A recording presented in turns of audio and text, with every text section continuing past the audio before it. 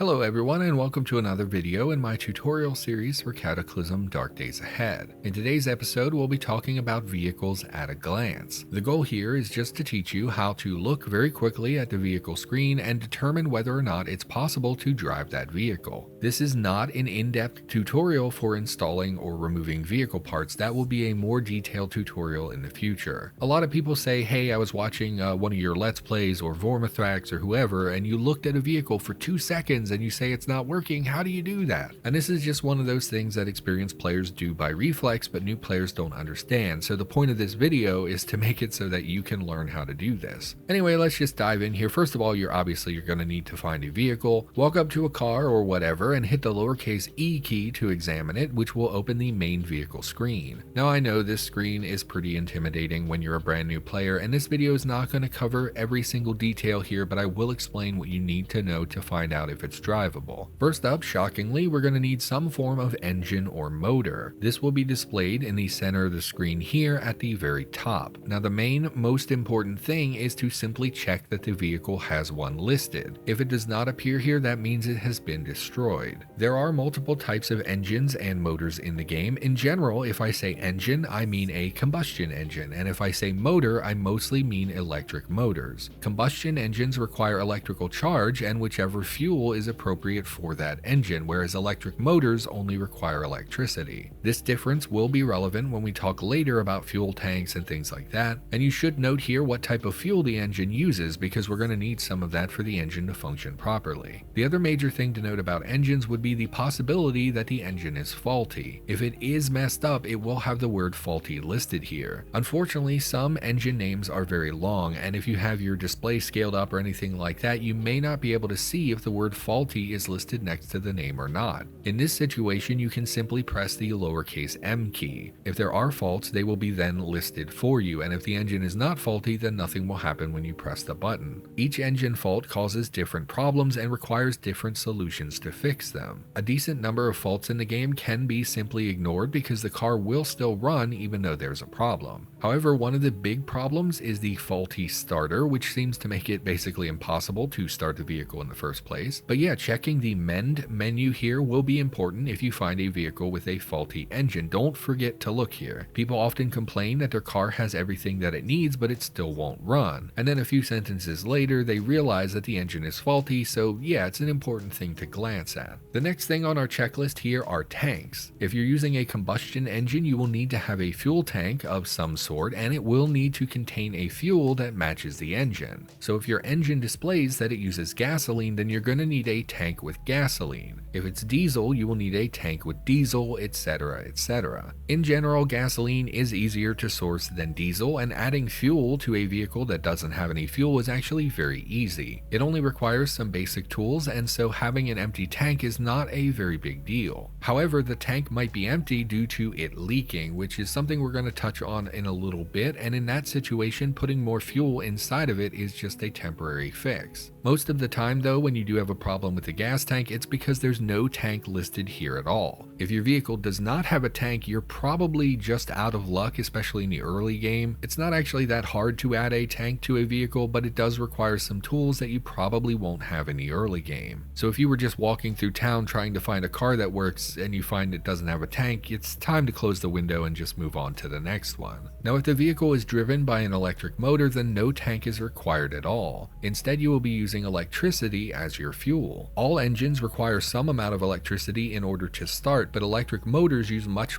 more because they use it to propel the vehicle. Which does bring us to the next thing in the checklist, which is your battery. Now as I said, even combustion engines require a small amount of electricity to start the engine, so you will always need a battery. I want to say that your standard car battery, it's like 2 or 3% for a combustion engine to start up. It might depend on the size of the vehicle, I don't really remember. However, once those engines get started, as long as the vehicle has a combustion engine and an alternator, it will begin accumulating electrical charge. For electric vehicles, batteries are much more important. You're going to need much more power to run the motor, and they do not themselves generate an electric charge. Because of the large amount of power that is required, electric vehicles often have storage batteries rather than traditional car batteries. These can store an enormous amount of power, but they also are a lot harder to change in general than a standard car battery. And I think here is a good spot to talk about the leaking that I mentioned earlier. earlier. If your fuel tank or battery is marked with a red asterisk, then it is currently leaking its contents. Now, this is not necessarily a deal breaker on whether or not you can take the vehicle. A leaking fuel tank can be ignored if you don't mind constantly refilling it as you go, and a battery leaking is not always a big deal, especially on a combustion engine, because they generate some power as long as they're running. But you do need to be aware that these issues will either need to be fixed eventually, or you will need to source an entirely new vehicle in the future. As long as you have something in the fuel tank and a little bit of battery charge, you will at least be able to move the vehicle temporarily.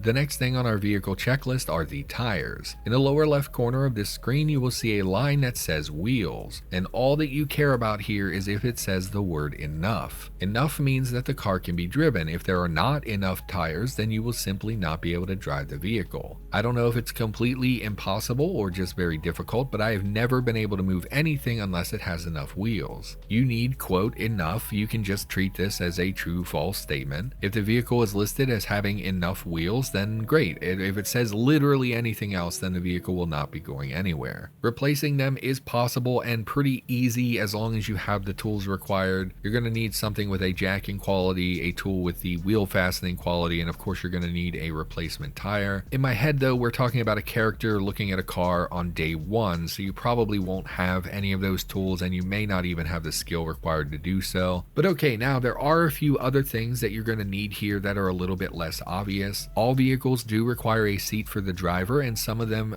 some form of controls on that same tile in order for you to drive. Without a seat, you may be able to start the engine and use other things like the headlights, but you're not going to be able to drive. Not having a seat can be worked around. You can install a wooden seat pretty easily even when you have like basically no skills. I think all it requires is a hammer. Controls though are much more difficult. They require significant electronic skill in order to remove them and to install them. And then just to come in here as the editor with a quick addendum, apparently you cannot remove the controls of a vehicle until you first remove the security system. This was not always the case in the game. I'm not sure when that changed, so if you're on an older version, that may not be an issue for you. But unfortunately, that means that if you want to remove the controls and install new ones, you're going to have to take out the security system. The security system itself requires somewhat high skills to remove, so that's probably not going to be an option in the early game. And I believe I touched on that somewhere in this video, but I don't have that in front of me right now, so let's just get back to what I recorded originally. When you examine a car, the left section of this screen will display the car's overall layout using ASCII characters. By default, when you examine a vehicle, it will select automatically wherever you will be driving from. You don't have to navigate through this screen in any way. It will automatically be where the controls and driver's seat are. So all you have to do is look in this list here. You will be able to see the presence and condition of the seat and controls. If you're missing the controls, you're probably screwed unless you have a very established character with pretty decent skills and tools. Honestly, that might be it for the crucial must-have things that you need for a car. You might also want to check if the vehicle has a dashboard. It's going to be on the same tile as the controls. And if you don't have a dashboard or electronics control panel, you're not going to be able to use headlights or other electronics that are in the vehicle. And that might be relevant depending on your situation. Most of the time, it's not a big deal. And finally, if a vehicle has a working security system, which is found on the same tile as the controls, it will likely set off a car alarm when you try to start it up. Last time I checked, these alarms beep basically forever as long as there's still a battery charge. You really don't want to deal with that. It's very annoying, it's very loud, it draws enemies to your location. Taking out a security system is possible, but again, it requires pretty high skills that you probably will not have until the middle of the game. But yeah, I think that's it. You're going to look at the engine, check the fuel, check batteries, and verify if you've got wheels. That's my checklist when I want to look at a vehicle and see if it's going to work.